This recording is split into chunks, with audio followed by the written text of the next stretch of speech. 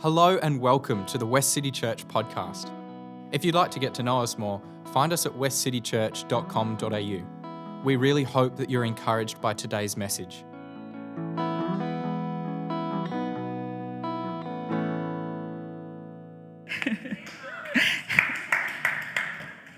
Bless him.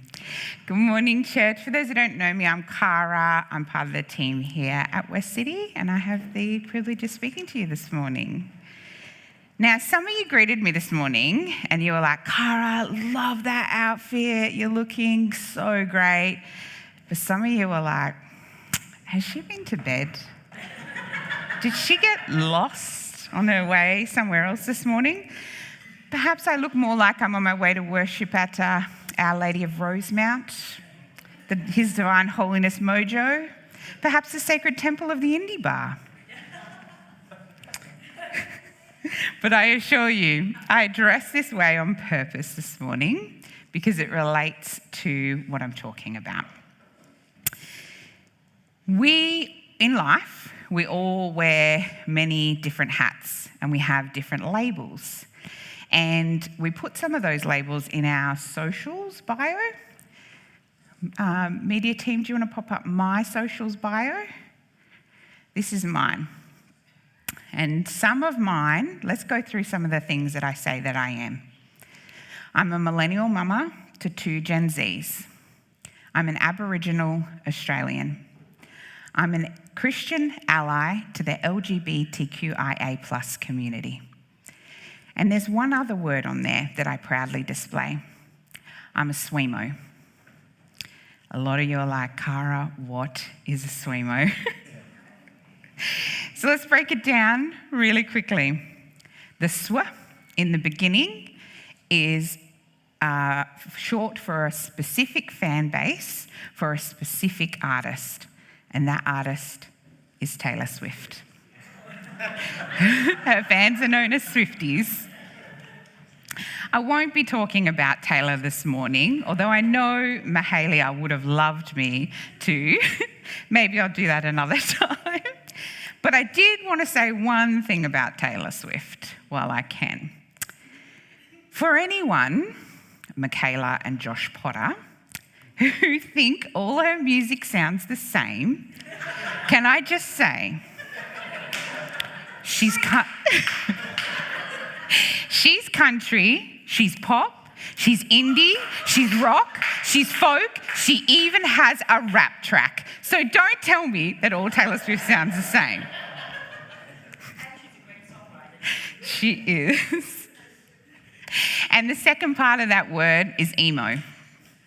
I was a teenager in the late 90s, early 2000s. My music tastes are very much shaped by grunge, punk, pop punk, rock, even a little bit of metalcore.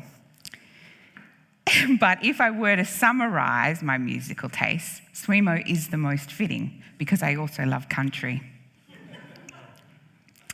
In July this year, I turned 40, and I'm currently doing this countdown to 40 by trying to see 40 gigs before 40. I've seen 11 so far, and I've got 29 weeks to see the rest. Because of this, I'm consuming a lot of music, a lot more than I have in previous years. And what I'm finding is certain songs are standing out to me. There are some songs that I just keep coming back to over and over again. And this morning, I would like to share one of those songs with you. The song is called God. It's by a Melbourne pop-punk indie rock band called Slowly Slowly. They are easily my favourite band. They were my most played band in 2022. And as I said, they are pop-punk indie rock, so it's a little heavier than what we're used to on a Sunday morning, but I still think you're going to enjoy it. I might be biased. Now, do we have the film clip or are we playing the song? We're going to play the song. Okay, so there'll be no visuals, but if you just listen to the lyrics, that'd be great.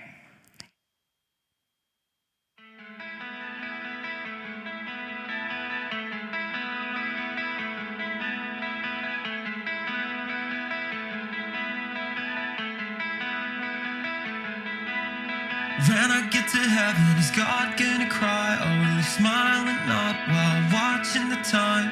Yeah, when I get inducted, will my welcome note say, you had a good run, son, I like that one song. Hey, did he sit up all night wondering how to say that he's kind of a big fan from the chamomile days? My favorite part was when you wished you would die, and up here, man, there wasn't a dry-eyed, silly old thing. That green and blue marble floating in darkness. How cool are the stars, though, didn't give it much thought. But maybe it's unfair that there's heaps of cancer, death and despair. I asked politely, but wasn't that the devil? He pauses for a second, says he's gonna level. It was all middle management pressure from above.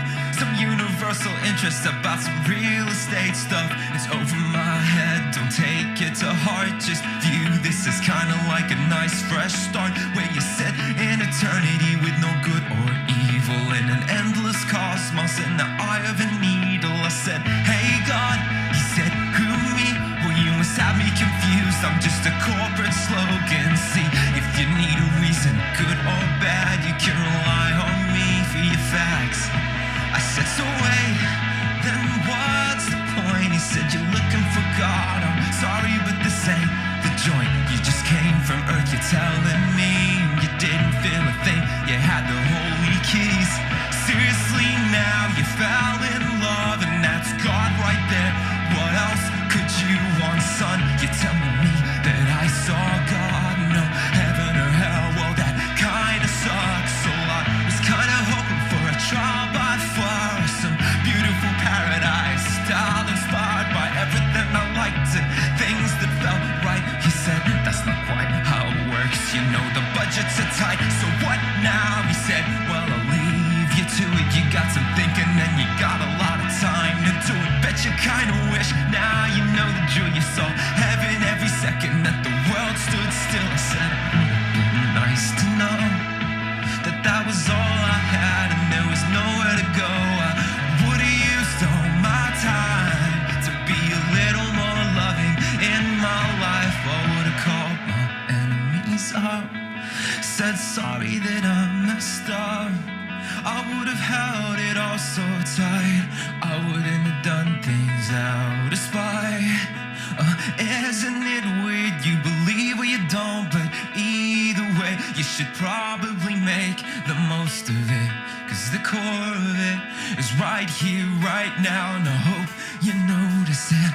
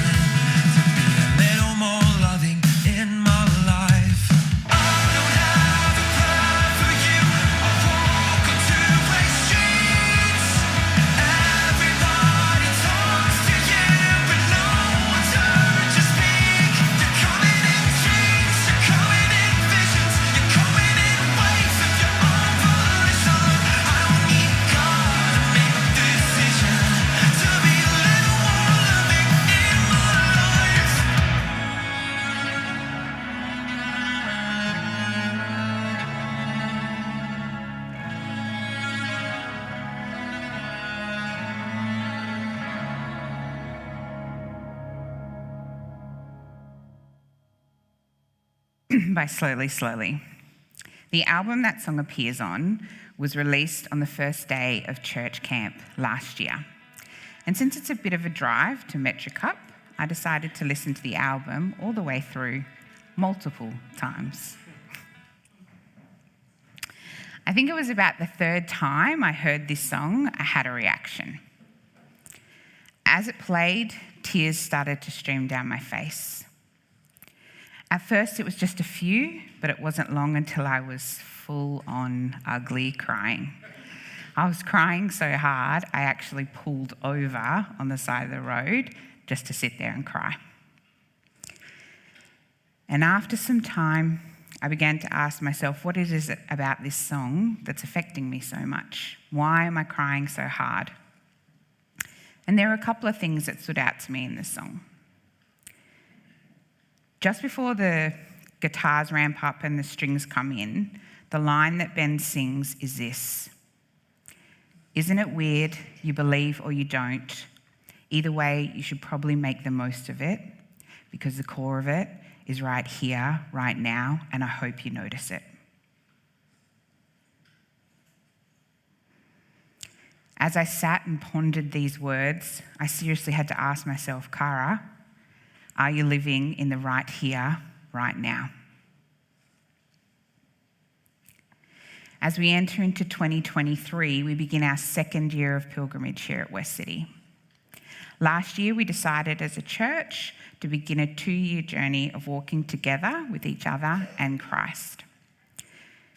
And the hope is, by doing this, we will grow as individuals and a community. At the end of the 2 years, we want to look back and be able to say that this time has changed us. However, as I sat and pondered Ben's words, I realised that perhaps on this pilgrimage, it's not just about the end. It's not about making it to the finish line and looking back and seeing what we achieved.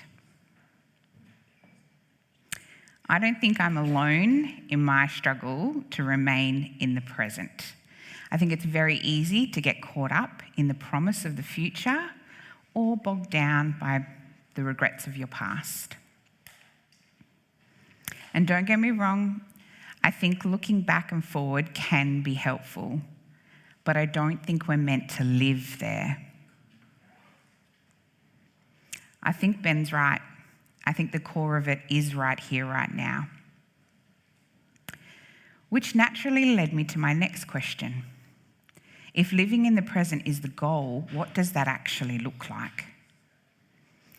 As I sat and meditated on this, I was reminded of a scripture, part of a scripture, Genesis 3:8. "And they heard the sound of the Lord walking in the garden on the cool of the day." I feel this scripture suggests that God visited Adam and Eve in the garden regularly. Now, if you've had supernatural experiences outside the realms of what people would say as normal, please don't think that what I'm about to say discounts that. Your experiences are yours and nobody can take those away from you. However, in my experience, it's not common for God to come down and walk in my garden with me. It would be really nice if he did. And I'm not saying it's not possible, I'm just saying I haven't experienced that. So how do I experience God in the everyday? I don't believe that my faith should be based on a checklist of tasks that will somehow eventually grant me access to heaven. It shouldn't be about the end goal, because I think if that's my only focus, then I very easily miss what's happening right now. I would also argue that I don't think it's biblical to come up with a checklist that you just do X, Y, Z and you'll be right. I think life's a little more grey than black and white. So again, I asked myself, how do I experience God in the here and the now? Well, there's some obvious ones: reading my Bible, prayer, worship, spending time outdoors, being creative.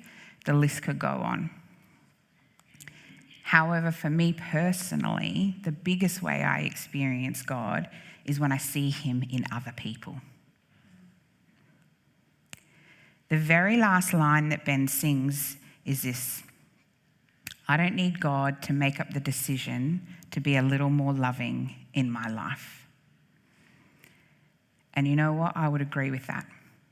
I don't need God to make the choice to be kind and loving to others. In fact, I would say if your only motivation for being kind and loving to somebody else is because you think it will please God or it will get you something, then that's not love. That's the opposite. It's selfish and it's self-serving. As some of you may know, I'm an Uber driver. And at the beginning of every shift, I set my intentions. And one of my intentions every day is I want people to leave my Uber feeling better than when they got in.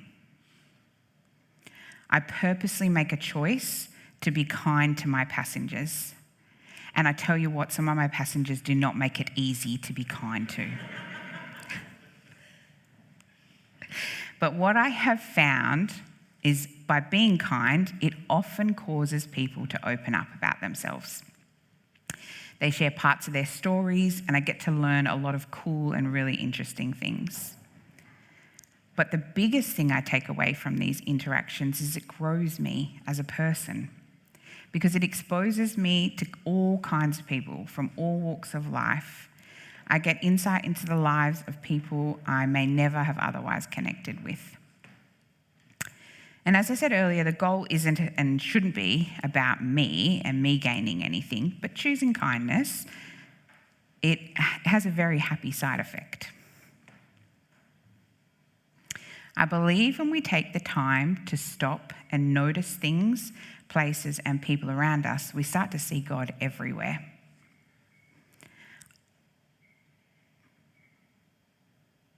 Oh dear. Okay, that's all right. I especially see him in the stories my passengers share with me. And it never ceases to amaze me that I can be facing some sort of uncertainty and somebody will get in my Uber, they'll strike up a random conversation, and in that, they've provided me with an answer to my problem. Or sometimes they challenge and I look at the problem in a totally different light. And majority of the time, I don't even tell them what's going on for me, but yet they help me. I think by taking the time to really listen to others and hear what's going on in people's stories and in their lives, that is how I encounter God in the everyday. Just before I finish up, I said earlier that we're entering into our second year of pilgrimage. And whilst the end of the journey holds great promise, what I want to encourage you with today is to not miss the here and the now. Take the time daily to stop and take it all in, because the core of it is right here, right now, and I hope you notice it. Thank you. How good was that message? Thank you so much for joining us. Each week at Westcity, we say a benediction together. We do this because we believe that the purpose of the church is to be a caring community for the world, and that as we go and serve others, we enter into Christ's work of welcome, restoration and healing, both for us and others. We believe that in doing so, we get to see and encounter Christ. So let's say the benediction together. We come together as the church to be reminded of the go of Christ. So we will go out and feed the hungry, go out and clothe the naked, go out and fight for justice, go out and end oppression, go out and proclaim anew the old story, go out and associate with those who don't look like us, think like us, act like us, and don't even like us. And we'll do it all in the name of the one who sent us. His name is Jesus.